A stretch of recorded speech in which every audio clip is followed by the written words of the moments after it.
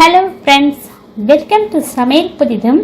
இன்னைக்கு நம்ம வீடியோவில் பார்க்க போகிற ரெசிபி ஈவினிங் டைமில் ரொம்ப ஈஸியாக சுவையாக செய்யக்கூடிய ஸ்நாக்ஸ் ரெசிபி பார்க்க போகிறோம். இது செய்யறதுக்கு ரொம்ப சுலபங்க. சட்டுன்னு பார்த்தீங்கன்னா ஒரு 10 நிமிடத்தில் செய்து முடிச்சிடலாம். வீட்டில் இட்லி மாவு வந்துச்சுன்னா இன்றைக்கி அதை செய்து பாருங்கள். செய்து பார்த்துட்டு எப்படி வந்துச்சுன்னு உங்களுடைய கருத்துக்களை ஷேர் பண்ணுங்கள். இந்த வீடியோ உங்களுக்கு பிடித்திருந்தா லைக் பண்ணுங்கள், ஷேர் பண்ணுங்கள். நம்ம சேனலை இப்போ தான் நீங்கள் முதல் முறையாக பார்க்குறீங்கன்னா சப்ஸ்கிரைப் செய்து கொள்ளுங்கள். கூடவே பெல் ஐக்கானை கிளிக் பண்ணி வச்சுக்கோங்க. அதில் ஆல் ஆப்ஷன் வரும், அதையும் கிளிக் பண்ணி வச்சுக்கோங்க. அப்போ தான் அடுத்தடுத்து போடக்கூடிய புது வீடியோக்கள் உங்களுக்கு உடனுக்குடன் அப்டேட் ஆகும். இந்த வீடியோவை ஸ்கிப் பண்ணாமல் முழுமையாக பாருங்கள். இப்போ வாங்க இந்த சுவையான ஸ்நாக்ஸ் ரெசிபியை எப்படி செய்யறதுன்னு பார்க்கலாம்.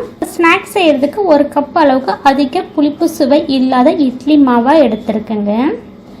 இப்போ இட்லி மாவு எடுத்த கப்பால் 1/2 கப் அளவுக்கு கடலை மாவு எடுத்துக்கலாம். மாவு வந்து ஜலிச்சுட்டு எடுத்துக்கோங்க. இதில் 1 டீஸ்பூன் போல் ரவை சேர்த்துக்கலாம். ரவை சேர்த்து ஸ்நாக்ஸ் செய்யும்போது நல்லா கிறிஸ்பியாக இருக்குங்க.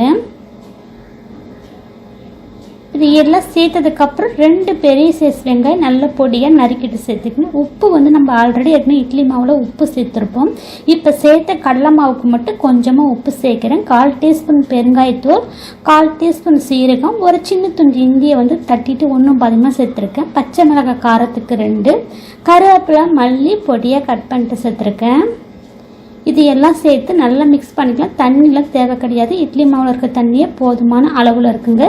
சேர்த்து மிக்ஸ் பண்ணிவிட்டு ஒரு பிஞ்ச் அளவுக்கு ஆப்பத்து சோடாவும் சேர்த்து மிக்ஸ் பண்ணிக்கோங்க.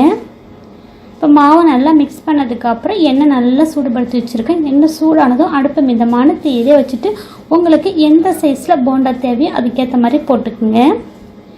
நான் மீடியம் சைஸில் போண்டா சேர்த்துருக்கேன். ஒரு சைடு நல்லா செவந்ததும் திருப்பி விட்டுக்கலாங்க. செய்யறதுக்கு ரொம்ப சுலபங்க. சட்டுன்னு செய்து முடிச்சிடலாம் ஈஸியாக. டீ போகிற நேரத்தில் ஈவினிங் டைமில் இதை ட்ரை பண்ணி பாருங்கள்.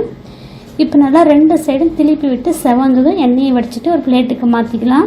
இது அதிக எண்ணெயும் குடிக்காதுங்க, ரொம்ப ருசியாக இருக்கும். மாவு மட்டும் இட்லி மாவு ரொம்ப புளிப்பு சுவை இல்லாத இட்லி மாவாக சேர்த்துக்குங்க. நம்ம இன்றைக்கி அரைச்சோன்னா மறுநாள் இட்லி ஊற்றுறோம் பார்த்தீங்களா, அந்த மாதிரி பக்குவத்தில் இருந்துச்சுன்னா போண்டா நல்லா ருசியாகவும் இருக்கும், புளிப்பு சுவை இல்லாமல் இருக்குங்க. இப்போ நம்மளுடைய போண்டா ரெடி ஆயிடுச்சுங்க. இதுக்கு சைடிஷாக பார்த்தீங்கன்னா ஒரு தேங்காய் சட்னி வச்சு சாப்பிட்டீங்கன்னா இன்னும் சுவை கூடுதலாக இருக்கும். இல்லை நீங்கள் சைடிஷே இல்லாமல் கூட சுட சாப்பிட்லாங்க. செஞ்சு கொடுங்க இந்த மாதிரி சுட தட்டில் ஒன்று கூட மிச்சம் வைக்காமல் காலி பண்ணிவிடும். சரியான இந்த போண்டா ரெசிபி நீங்களும் ட்ரை பண்ணி பார்த்துட்டு எப்படி வந்துச்சுன்னு உங்களுடைய கருத்துக்களை ஷேர் பண்ணுங்கள்.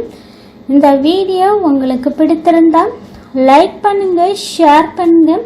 நம்ம சேனலுக்கு மறக்காமல் சப்ஸ்கிரைப் பண்ணுங்கள். கூடவே பெல் ஐக்கானை கிளிக் பண்ணி வச்சுக்கோங்க. அதில் ஆல் ஆப்ஷன் வரும், அதையும் கிளிக் பண்ணி வச்சுக்கோங்க. அப்போ தான் நான் போடக்கூடிய வீடியோக்கள் உங்களுக்கு உடனுக்குடன் அப்டேட் ஆகும். இந்த வீடியோவை ஸ்கிப் பண்ணாமல் முழுமையாக பார்த்ததுக்கு நன்றி. வணக்கம்.